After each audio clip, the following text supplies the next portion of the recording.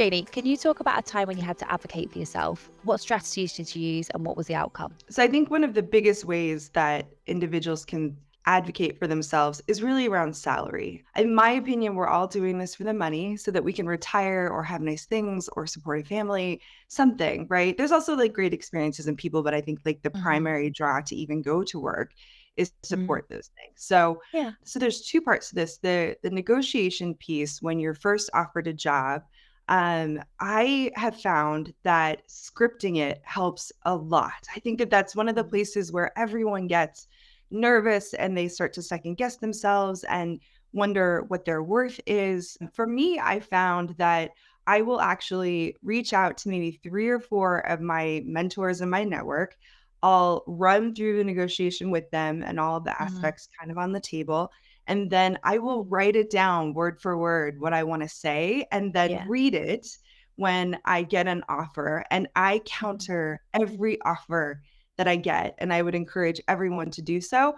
Worst Mm. case scenario is that they tell you no, and then you still have the offer, right? If someone Mhm. rescinds an offer because you countered, probably don't want to work for that company anyway. Yeah. So forget it and walk on. So Yeah. I would say negotiations at the very beginning. Advocate for Yeah. yourself there. That's like step one if you can kind of get Mm. that behind you. So yeah. Yeah. That's amazing. I really love that you said about scripting it because I think so many people kind of go in, maybe think they're prepared, but like you say, you get nervous in the moment. So it's so important to kind of have that as a backup. Like if you can do it without the notes, great.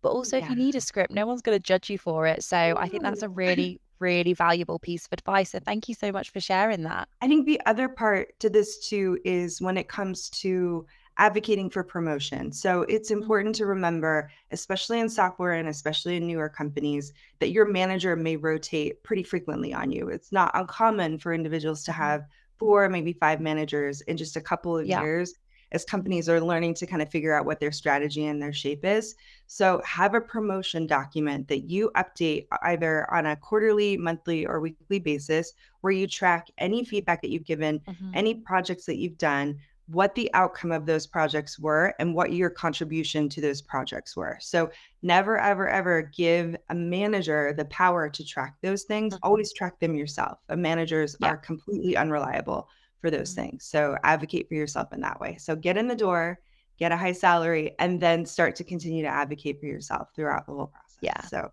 those are the two big places I would offer first to start. Yeah, and I think they're like you said, they're really tied because it's just that preparation piece. It's kind of accountability and, holding yourself responsible, not expecting anybody else to do it. Hopefully people do kind of track you as well, but I think it's the accountability piece that's really key there. So yeah, that's amazing. Thank you. Second question, can you talk about a time you experienced imposter syndrome and how did you overcome that? It was oddly enough very recent in my career, and Okay. I really struggled in becoming a manager at the Mm. time that it was offered to me. I was working at a very technical company, and we were writing software for software engineers, and I was approached by a director who told me, "You know what? You should get into management. This is something that you're really great at. Naturally, you Mm. lead human first. This is something you should do." And I had additional managers come to me and encouraged me to apply. And I didn't. I was convinced that there was not going to be a place for a female engineer to move into this space, especially at this company.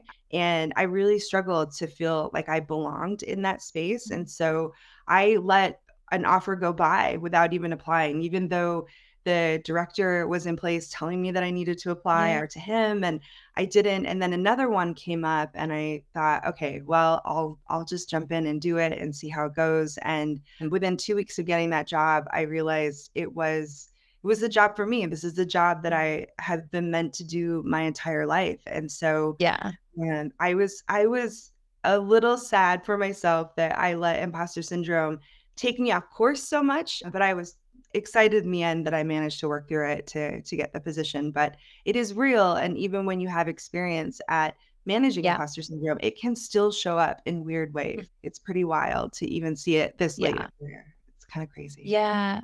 Yeah. Absolutely. I'm so glad obviously that second opportunity came about, but you can't help but wonder how many times that's happened to other women and it kind of passed them by. And, I'm sure other opportunities come up, but it does kind of make you think about the trajectory of your career. So I think that's such an important thing to share. So thank you. Thank you for sharing Yeah. that. And then third question, what advice would you give to younger women entering the tech world? So this is a super, super common question, right? Asked on almost every panel. And I feel like I wanted to give as much value as possible in my answer. And I think that the one thing that we don't talk enough about in software for men and women, for everyone, right? Mm, Is that software in its essence is this constant rotation of learning new skill, learning new mm, technology, and failing utterly, right? I mm, think that the the idea that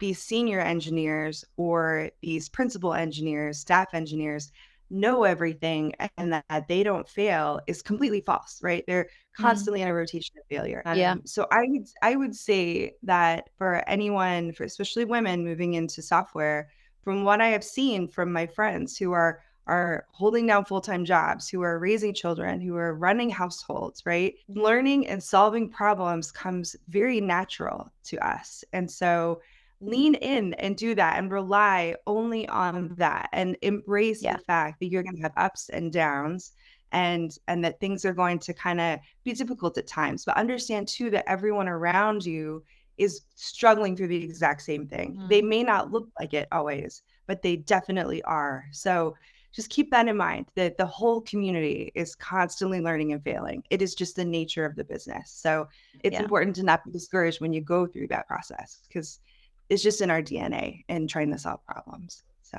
Yeah. yeah, that's the one thing I would say. Amazing. Yeah, that's great. Janie, thank you so much for joining me. Yeah, absolutely. My pleasure. Thank you so much for having me.